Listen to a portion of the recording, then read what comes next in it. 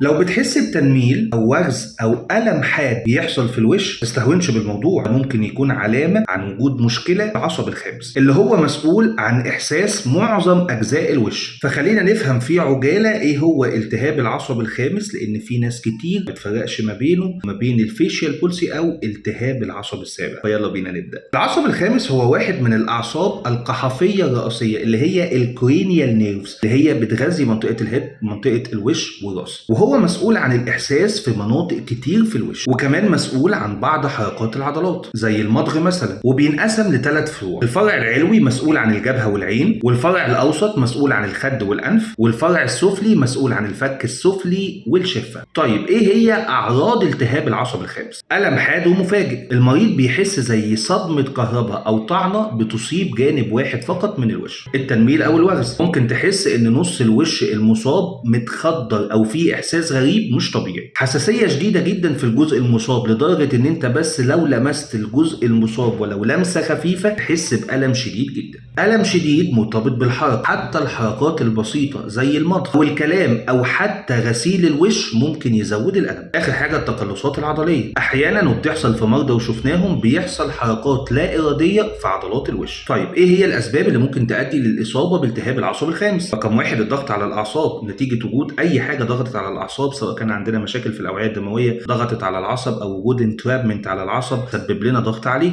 رقم اتنين الالتهابات الفيروسيه زي مثلا فيروس الهربس اللي ممكن ياثر جدا على العصب. رقم ثلاثة مشاكل في الفقرات العنقيه، وحط تحتها 100 خط ان هي ممكن تاثر على نقل الاشارات العصبيه بشكل طبيعي للوش، ممكن تؤدي لاصابه العصب وبالتالي في الاخر المريض يلاقي نفسه مصاب بالتهاب العصب الخامس. المشاكل العصبيه زي التصلب المتعدد لما يحصل تلف في الغشاء الخارجي للعصب، واسباب تانية كتير ممكن تؤدي للاصابه زي مثلا الاورام اللي بتعمل ضغط مباشر على العصب وبالتالي ممكن جدا تؤدي للاصابه بالالتهاب. وبالتالي لو حسيت باي عرض من الاعراض اللي احنا قلناها لازم تروح تكشف عند الدكتور، دكتور المخ والاعصاب، خاصه لو كان الالم مستمر وبيزيد مع الوقت ما بيخفش، او لو كان عندك تنميل وبدا يصاحب ليه ضعف في عضلات الوش، او لو بقيت كمان بتحس بصعوبه في الاكل والكلام، بقى يخليك ما تعرفش تعمل اي حاجه في حياتك اليوميه والالم ما بقاش يفرقك لا ليل ولا نهار. والعلاج هنا طبعا بيكون على حسب درجه الاصابه ودرجه الالتهاب نفسه، منها العلاج الدوائي ومنها بعض التدخلات الطبيه زي حقن البوتوكس في اوقات لتخفيف الالم العصبي او حتى الجراحه في بعض الحالات. زائد كمان ان العلاج الطبيعي والتاهيل ليه دور مهم جدا واحنا بنتعامل مع العصب الخامس من خلال عده محاور.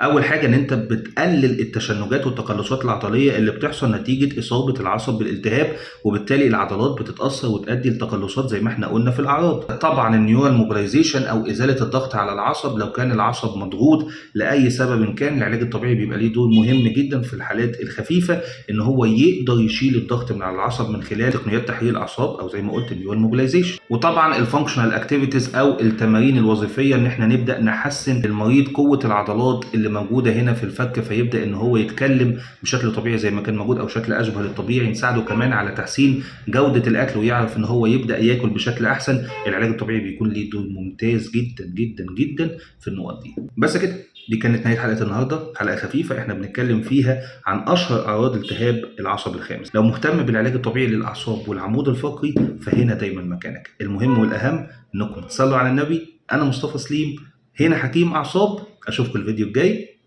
سلام عليكم.